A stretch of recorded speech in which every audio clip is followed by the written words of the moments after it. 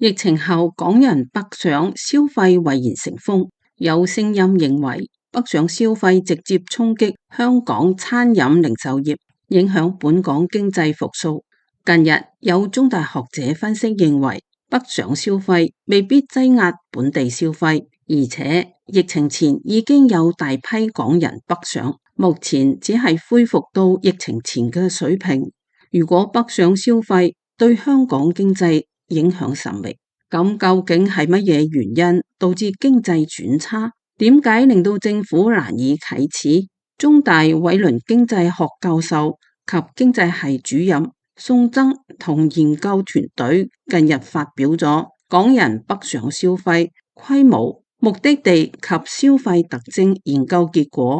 研究嘅數據來源兩個，一個係香港政府統計處數據，另一個就係 Alipay HK 資深用戶數據。宋曾話，今次調查係因為外界好多討論話港人北上同本地消費疲弱有關，仲將兩者聯繫起嚟，覺得香港市道低迷係因為被港人北上消費影響咗。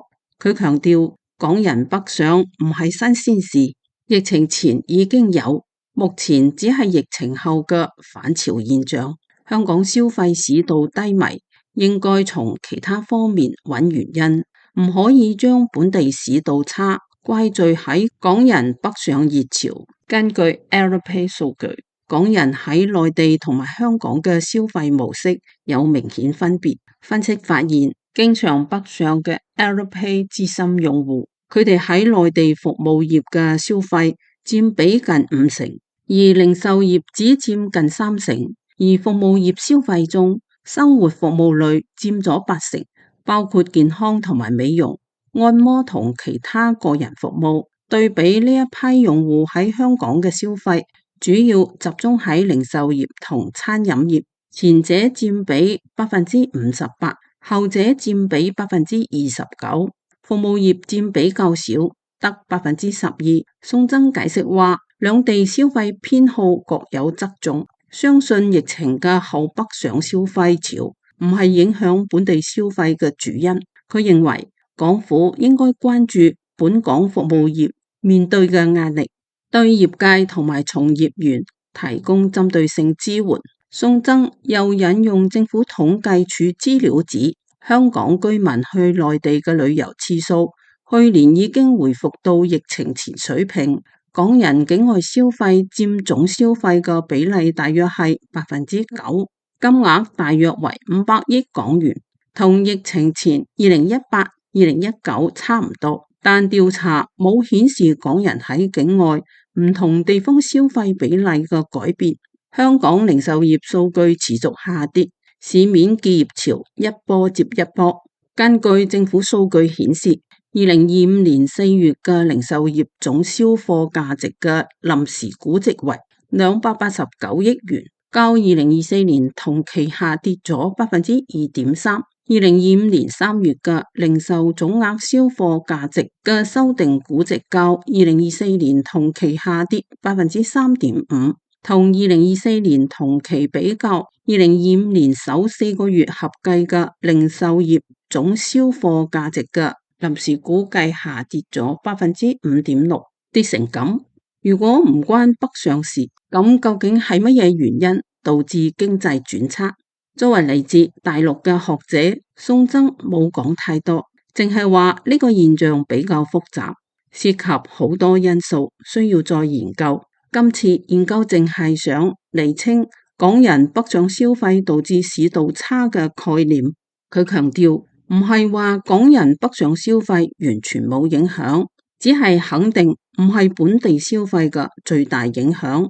睇返另一組政府數據，本港3月到5月嘅經季節性調整失業率升至3.5%，較2月到4月失業率3.4%，升0.1個百分點，為近2年半高。就業不足率由1.3%增至1.4%，大多數主要經濟行業嘅失業率均見上升，其中建造業、零售業同地產業有相對明顯嘅升幅，就業不足率方面，上升主要見於建造業同埋運輸業。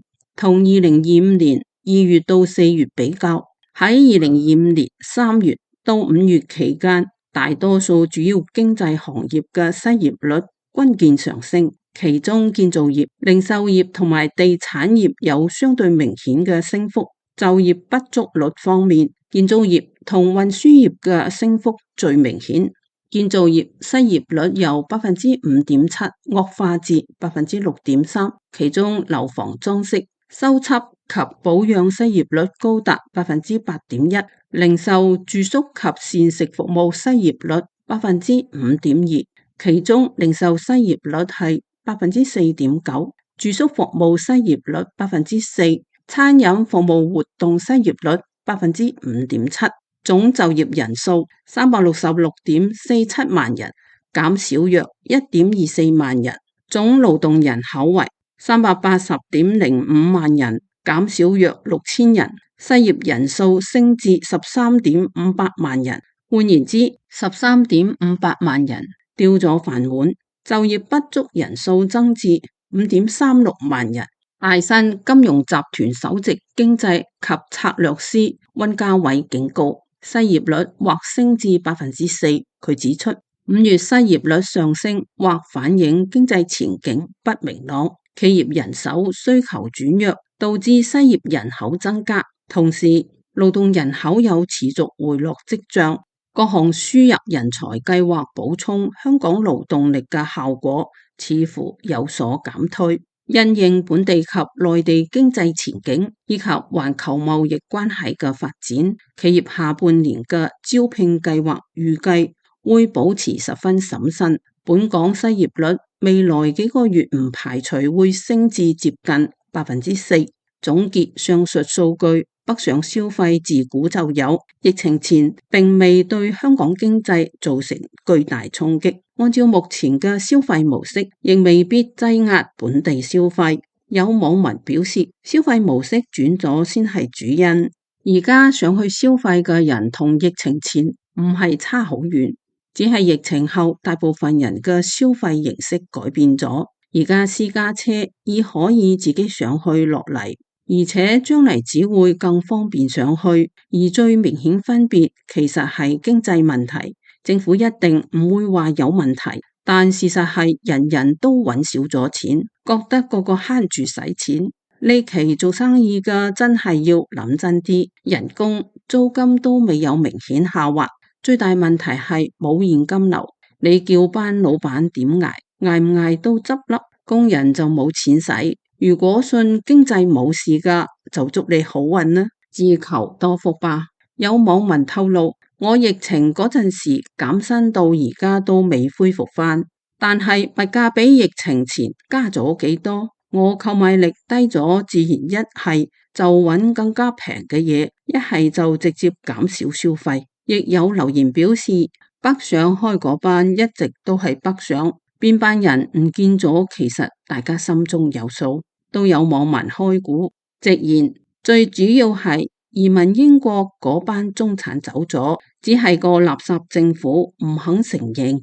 學者梁啟智早前指出一個三高鐵三角問題，佢話而家大家唔喺香港消費，覺得香港嘅物價貴，然而呢個唔係純粹係商家貪婪，後邊係高物價、高樓價、高工資嘅鐵三角。物價貴背後係人工同埋租金，而人工同租金係過去四大產業興旺嘅時候炒上去噶。常講香港樓價貴係因為土地不足，但價格在乎供求。仲要問為何以前付得起？因為以前順風嘛，有人俾得起，連帶其他人亦要跟住一起俾。工資亦係一樣，銀行俾得起高工資，樓價又越嚟越貴，咁邊個去當醫生同埋教師？於是政府亦跟住加公務員嘅人工，全個社會一起水漲船高。物價貴、高樓價、高工資，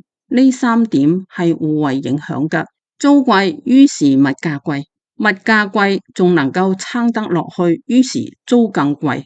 樓貴，所以企業要加住宿津貼留住人才。人工加，於是樓價更貴，如此類推。談到消費降級，梁啟智表示，經濟差導致整個系統撐唔到落去，俾不了高工資，便撐不住高樓價同埋高物價，所以話跨境消費係結果，唔單純係原因。佢進一步指出問題嘅嚴重性，工資太高，咁就輸入外勞吧，但工資降低咗，邊個嚟撐住樓價呢？咁樣樓價貴，亦降一降呢？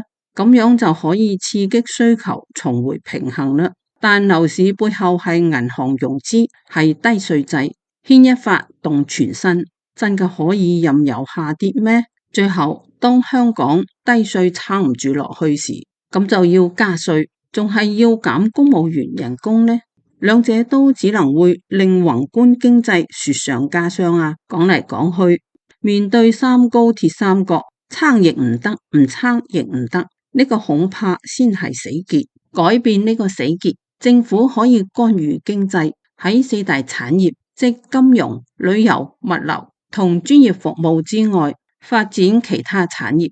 回顧數據，呢四大產業佔生產總值百分比由2001年嘅49%升到2007年嘅60%，之後一直保持喺57%左右。旅遊涉及自由行，金融涉及中資來港上市。如果香港過分依賴大陸，一個中國經濟蕭條嘅巨浪打嚟，香港就冇其他出路。值得一提嘅係，近日大摩預計香港樓市已見底，指本港樓市去年全面設立高才通等內地買家嘅需求增加，加上近期本港銀行同業拆息持續向下，實際按揭息率下降，喺資本市場、財富效應等利好因素之下，本港樓市或將進入上升周期，周期或持續4到5年。預計今年下半年樓價升2%，但有經濟學者李兆波則持反對態度。佢指出，除咗樓市高庫存之外，香港好多經濟數字亦唔理想。早前有銀行炒人，零售及餐飲數據並唔好。睇到如此多高才通來港，樓市應該會反彈，但又唔見反彈。咁樣嘅情況下，買家好審慎，息口只係佢哋其中一個考慮因素。所以未來經濟情況不妙，大家真係要審慎理財。賊仔偷嘢捉到送官法辦係理所當然。不過如果捉嘅過程當中過於暴力，捉手兼鏈後頸，又適唔適合呢？而且捉嘅唔係賊仔，係賊婆，中年賊婆。最近一單超級市場捉賊嘅事件引起網民熱議。話說旺角上海街一間超級市場周一16號發生店鋪盜竊案，一名中年女子於店內偷取近1000元嘅紅酒及洗衣珠，被店員當場擒獲。周4 19號有網民上載兩條影片，兩條影片合共長7分鐘，其中一段影片可見職員同身着連衣裙嘅赤腳女疑犯喺店鋪對面嘅路邊拉扯，而女疑犯被一名男職員同一名戴手套男子左右捉住雙手押解返店。片中可見該名男職員曾鏈住疑犯後頸，期間係一名女職員在場協助。另一片段可見女疑犯被該名男職員及手套男撳於門口地上，佢試圖企起時一度被職員推跌，三人互相拉扯。女疑犯想離開超市期間，男職員曾多次呼喝及推撞，唔好喐啦，企定定啦，偷嘢就係偷嘢，唔好講咁多，你有咩同警察講，坐低啦，唔好暴力啊。職員再從後捉住女疑犯雙手，混亂間疑犯再度倒地。片段引嚟網民熱議，有網民表示偷嘢係唔啱，不過都無需咁暴力，按住就可以。個職員冇必要喐手喐腳，最後仲拉人頭髮。仲有網民擔心隨時惹禍上身，人哋告翻你非禮你就死，反而個女職員冇幫手。不過，亦有網民支持男職員同手套男嘅做法，個女人成日想偷走，話兩個男人過分武力。而警方證實，指周一晚上近11時，接獲上海街一個超級市場職員報案，指一名女子偷取2支紅酒及2袋洗衣珠，總值約948元。警方拘捕一名56歲姓吳女子，涉嫌店鋪盜竊，交由旺角警區刑事調查隊第4隊跟進。據報，女子早前亦曾喺超市購買。仲有網民擔心，而家香港經濟難咗，多咗人偷嘢，呢啲事第日可能會經常發生。點樣先算合理合法？職員捉到賊之餘，點樣先可以唔過分使用暴力呢？又合理保護到自己？對於此事，大家有乜嘢睇法？歡迎你喺評論區留言。房子冇咗啦！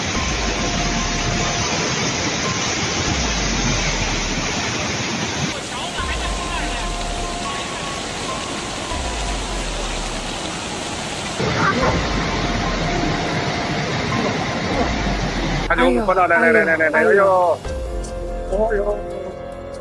哎呦！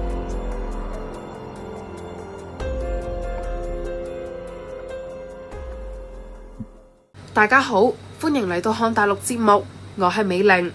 近期中國南方多地都出現強降雨天氣，導致洪災同泥石流等嚴重災情。6月18日至21日，湖南、湖北、廣西、重慶同貴州等省市嘅洪災持續加劇，好可怕啊！呢啲水，呢個係重慶遭遇洪水嘅畫面。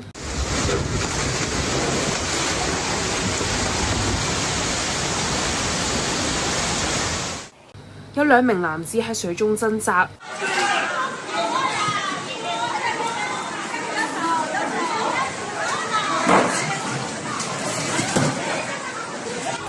電動車唔要啦！電動車唔要啦！電動車唔要啦！睇下嗰個人啊！好多汽車都難逃被洪水沖走嘅厄運，直接沖走。哎呦，呢架車都飄走咗啦，已經飄走咗好多架車啦！天啊！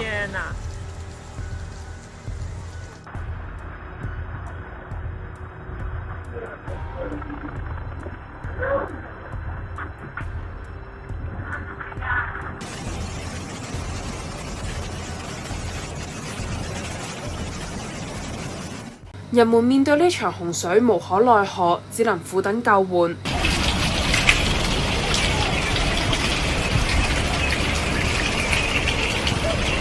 而洪水亦都進入咗地鐵站同學校。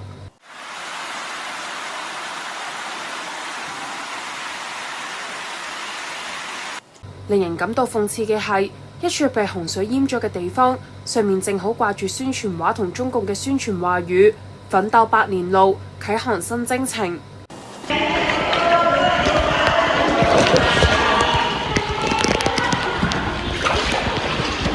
人喺洪水面前係幾咁嘅無助。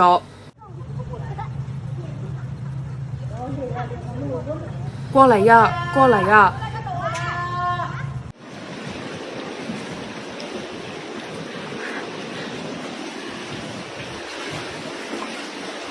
而湖北省嘅洪水災情同樣觸目驚心，一輛轎車被困喺洪水入面，只有雨刷仲喺度左右搖動，顯示入面有人。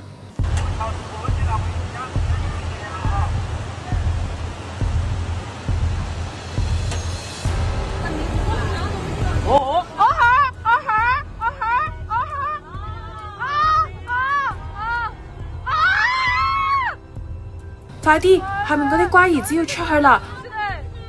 快啲！快啲！行邊度啊？喺我哋住3樓嘅，你睇2樓都同我淹咗，淹完啦，1樓都淹完啦，我跑到3樓嚟啦，咁高，我啱啱從嗰邊過嚟嘅，突然塌方啦，我過唔到去啦，點樣搞啊？而湖北恩施嘅大洪水將石橋都沖垮咗。啱啱橋垮咗。一輛汽車行喺被洪水淹沒嘅公路上，外面正落住大雨。哇！呢個水啊！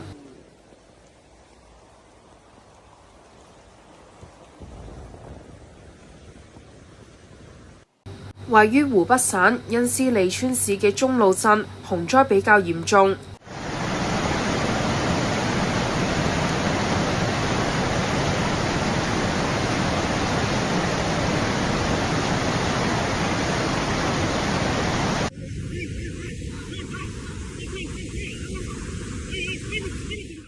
呢個係人們喺救生船上拍攝嘅場景，洪水疑似淹沒咗一樓。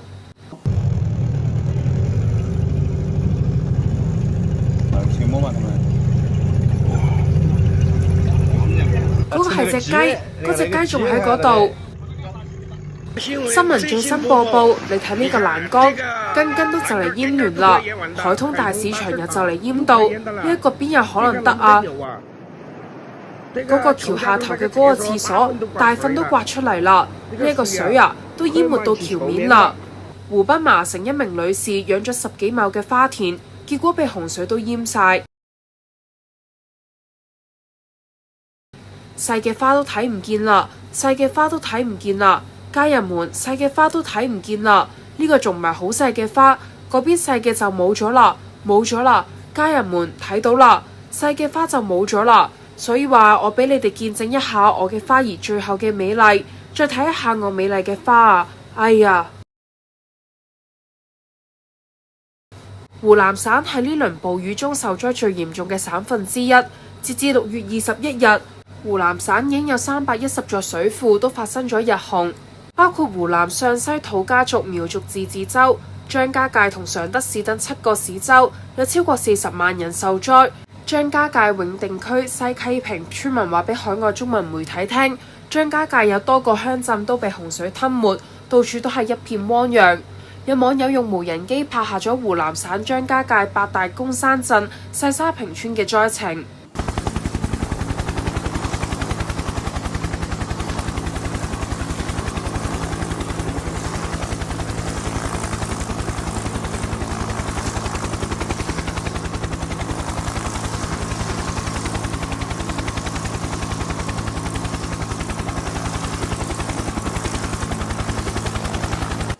廣西省嘅洪災亦都好嚴重。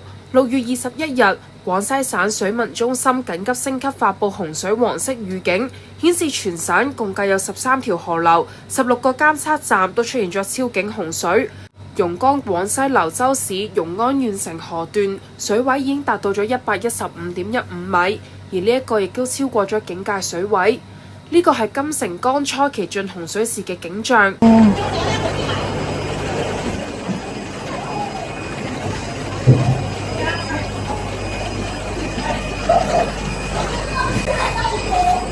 呢個係廣西省河池市金城江區被淹嘅情況。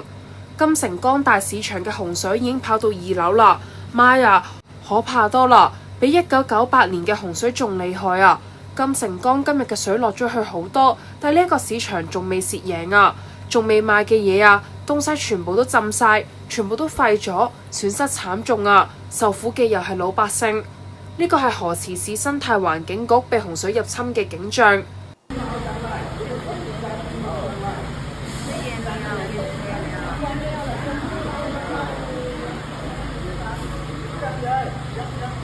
洪水退去後，人們感到劫後餘生，苦不堪言。你睇住一片狼藉啊！我嘅天啊！我的天啊！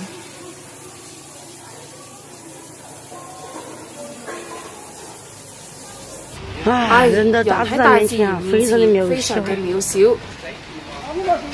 東西全部都被淹咗啦，水淹到去嗰個位置，個第一個橫板嗰度，嗰個冰箱就喺水入面，我就企喺冰箱上。冰箱慢慢咁往後翻，慢慢咁往後翻，我真係企都企唔住。冰箱翻到我都無能為力啦！啊，入邊全部都係水啊！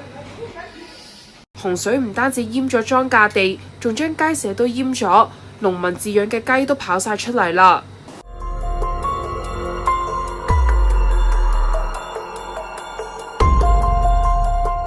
今天是2025年6月21號凌晨12點42分，兩口上街橋頭，大水已經淹到地下嚟啦。洪水嚴重影響到咗人們嘅日常生活。哎唷，呢一個市場又係嗰種，難搞啊！哎唷，哎唷，呢一個市場又係嗰種，難搞啊！哎唷，漲大水啦，又要瞓覺啦，又要返屋企啦，做唔做得到啊？呢個係廣西柳州三江縣馮業團喺6月20日早上嘅景象。下面嘅一棟木房嘅1樓已經浸喺水入面啦，2樓嘅樓板離水面大約仲有60公分。彭業團上面呢度仲有塌方，呢邊竹子樹木亦都係倒咗落嚟，所以今日進入同樂鄉嘅道路到處都有咁樣嘅塌方。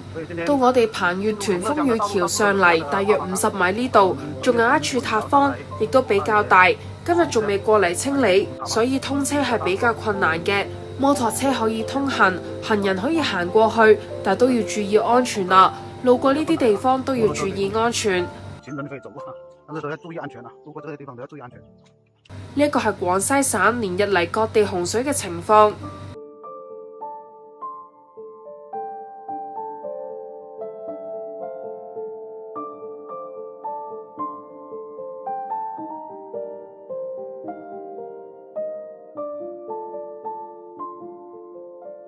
對此，網友紛紛表示：天上雨唔多，地下水唔少，災後重建消費又能夠促進 GDP， 快啲將福建號遼寧號開過嚟救災。軍武科技100分，治水0分，苦咗百姓，肥咗高官。亦都有人諷刺小粉紅話：睇完災難片，再轉台睇央視新聞，即刻滿滿感激，日子好似蜜一樣甜。中國呢幾年幾乎年年發洪水。而百姓們喺災難面前顯得幾咁嘅無助，甚至失去生命。但呢啲就不被中共官媒報導。有網民話：韭菜醃咗就醃咗，粉飾太平最重要。亦都有網友指出，中國大陸災民急需救援，中共有錢定係冇錢呢？邊一次中共舉辦嘅世界大會唔係揮金如土、風光體面啊？邊一個貪官唔係肥得流油、現金上億、金條成堆？不過到咗為人民使錢嘅時候，黨國就囊中羞澀，於是鼓吹自救，等人們展現大愛。中共政治局7常委無一人現身重大災區，當局將精力用喺邊度啦？佢哋喺度忙住用大數據同高科技監控人民，喺度忙住清查網絡、抓捕維權人士、壓制改革意見、制定港版國安法，仲喺海外大搞泄密同滲透。總而言之，一個完全唔正常嘅政權綁架咗國家同人民，喺度不停咁樣逆天行惡。呢一個講出咗好多中國人嘅心聲。喺災難面前，無論中共點樣鼓噪愛人民，點樣利用黨媒煽情，製作各種欺騙國人嘅宣傳片同假新聞，但災區百姓最清楚自己嘅真實處境。呢個亦都令到中國人一次又一次咁樣認清咗中共嘅真實面目。好啦，今日就同大家傾到呢度，請記得點讚、訂閱、留言，並且分享俾你嘅朋友。感謝你嘅支持，我係美玲，我哋下期節目再見。